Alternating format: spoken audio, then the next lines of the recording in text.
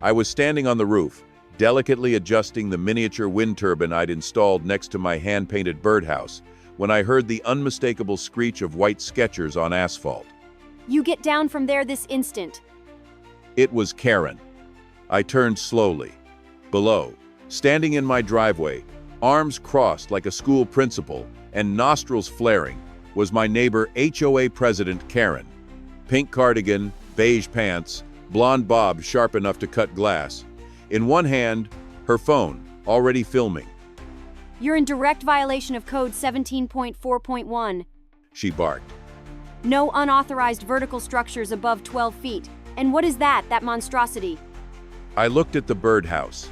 Blue, yellow, polka-dotted, with a tiny solar panel on top and a welcome mat. A birdhouse, I offered? Not just a birdhouse. She shrieked. It's an environmental hazard. I saw a sparrow land on it. What if it attracts pigeons? But let's rewind a little. It all began 3 weeks ago when I decided to beautify my roof, a flat, boring expanse of shingles just begging for charm. I added flower pots, gnome statues, a tasteful hammock.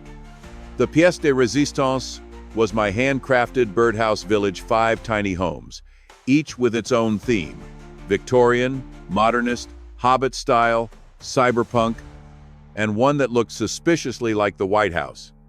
The birds loved it. The HOA did not. Karen, in particular, was incensed. First, she claimed it violated the Architectural Harmony Clause.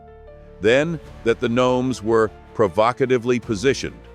I removed the one doing a handstand. It didn't help. Last Monday, she taped a formal citation to my mailbox. Unauthorized rooftop installations. Remove immediately or face fines. I tried to reason with her. Karen, I said, they're birdhouses, for birds. She narrowed her eyes. That's what they want you to think. Then came the emergency HOA meeting. Karen showed slides. Pigeons, the silent menace. Avian influenza and you. And a chart with emergency in red Comic Sans. I tried to speak, but my microphone was cut. Someone coughed. Karen declared unanimous approval to remove the birdhouses. But I had a permit, a real one, from the city, stamped, signed. So today, I went up to repaint one of the roofs. That's when she pulled up like the wrath of suburban Olympus. You're disturbing the local ecosystem. She shrieked. I looked down. With birdhouses? And wind power birds hate turbines. That's not true. Karen stormed over to my fence, shaking her phone. I'm live streaming this to the HOA Compliance Committee. A cardinal landed on the roof behind me. Karen gasped. See, they're gathering. It's one bird, Karen. It starts with one. She whispered, horror in her voice.